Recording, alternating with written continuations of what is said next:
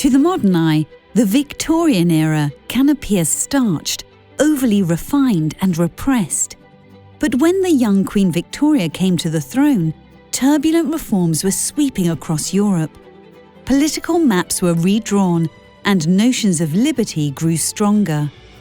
The revolutionary ideals of the Romantic movement still lingered, but rebellious zeal slowly made way for new attitudes that reflected the industrial innovation and economic growth of the 19th century.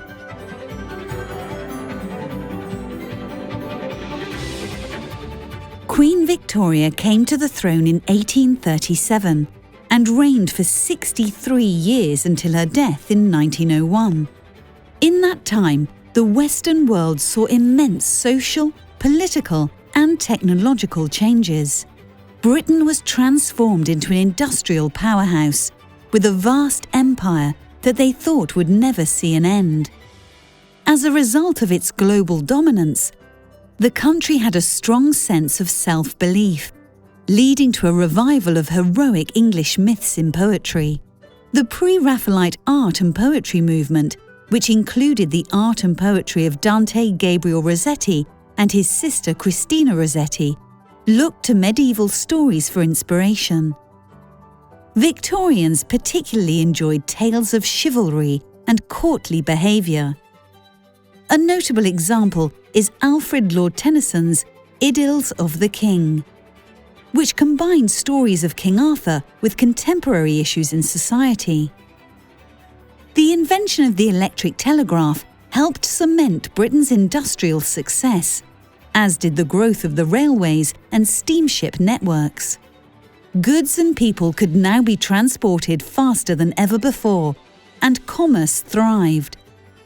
The cities grew, continuing the pattern of rapid urbanisation that had started during the Industrial Revolution. This led to nostalgia for older rural societies. Victorian poets adored and celebrated the natural world, but unlike the earlier Romantics, they saw nature more as a reflection of human emotion than as an independent, untamable force. During the 19th century, the expanding middle class grew better educated and more prosperous. But there was also an increasing gulf between the middle classes and the urban poor. The conditions in factories were grim.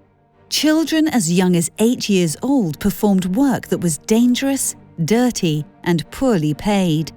A series of parliamentary inquiries into children's working conditions shocked many writers, including poet Elizabeth Barrett Browning. Her 1844 work, The Cry of the Children, raised public awareness of the problem and eventually led to major reforms to child labour, including raising the minimum age that a child could be employed. It's against this backdrop of technological, intellectual, and social progress that the recurring themes of Victorian poetry can be most clearly seen. In 1859, Charles Darwin published his scientific work on the origin of species. This developed the theory of evolution, which states that all living things developed from earlier life forms. The simplest life forms arose billions of years ago, and by the process of natural selection, they gradually evolved into the myriad species we have today. Darwin's work upset many people, especially his idea that humans descended from apes. This contradicts accounts in the Old Testament as to how the world was created.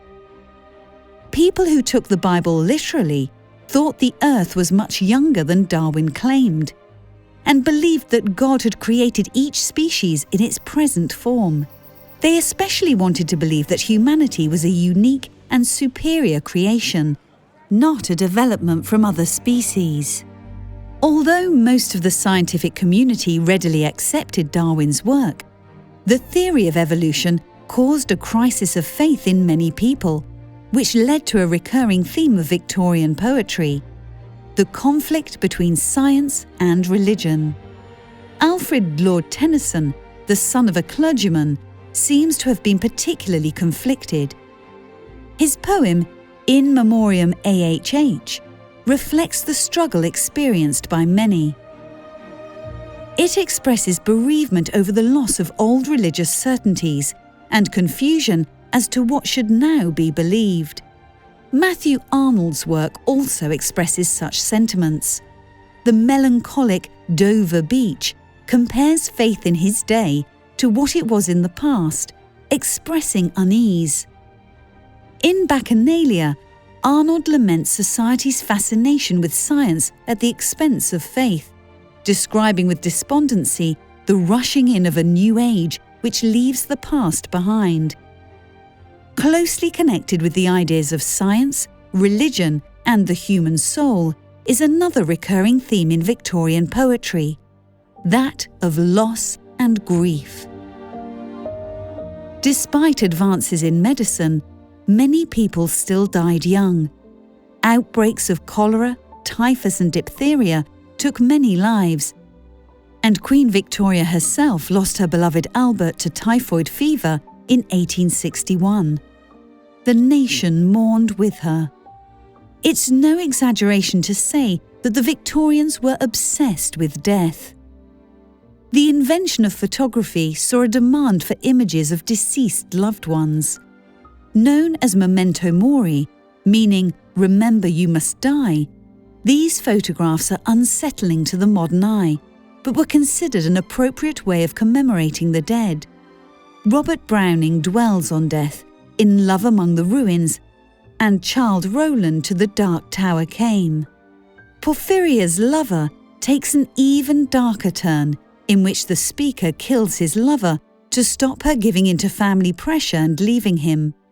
American poet Emily Dickinson ponders the physical process of dying in I Heard a Fly Buzz When I Died, and in Behind Me Dips Eternity, she describes life as a brief interruption to the eternity of death.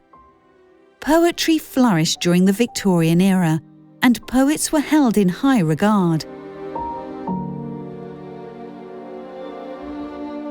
The introduction of gas-powered lighting inside homes allowed people to enjoy reading long into the night, and the increasingly educated population consumed literature eagerly. Poems were often read aloud at home. Poetry had high status as an art form.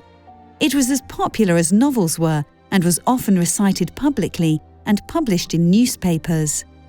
Queen Victoria herself valued poetry highly and sought comfort in its words.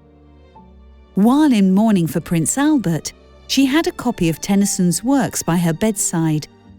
In her journal, she recorded that she was much soothed and pleased with Tennyson's In Memoriam.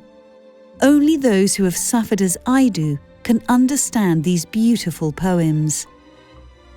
Tennyson's work resonated so much with the monarch that she made him a hereditary baron and appointed him as poet laureate.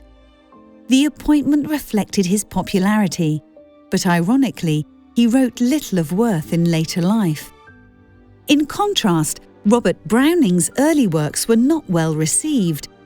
Early critics saw his simple rhyming poems, such as The Pied Piper of Hamelin, to be more suitable for children than adults. The poems were said to be too light and entertaining, whereas adult poetry should address weightier philosophical and religious matters. Maybe he took this criticism to heart because Browning then switched to longer, more philosophical poems written specifically for adults. By his later years, he was hailed as a wise sage, and he lived to see the creation of the Browning Society, which was dedicated to studying his works. It isn't possible to mention Robert Browning without considering his wife, the poet Elizabeth Barrett Browning. While men still dominated the literary world, there was increasing recognition of women poets. Barrett Browning was held in high regard and was admired for her courage in speaking out against injustices, including the plight of working children in Britain and the crushing of liberalism in Italy. Her reputation as a writer exceeded even that of her husband's. Perhaps having a strong and highly respected female monarch in Britain allowed female voices to be heard there as never before. The Victorian era ended over 100 years ago.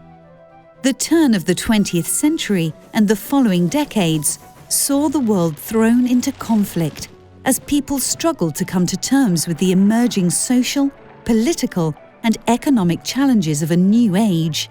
Nevertheless, Victorian poetry continues to resonate in the modern day when people look for powerful words on loss and grief, the tension between science and religion, and the mysteries of the human soul.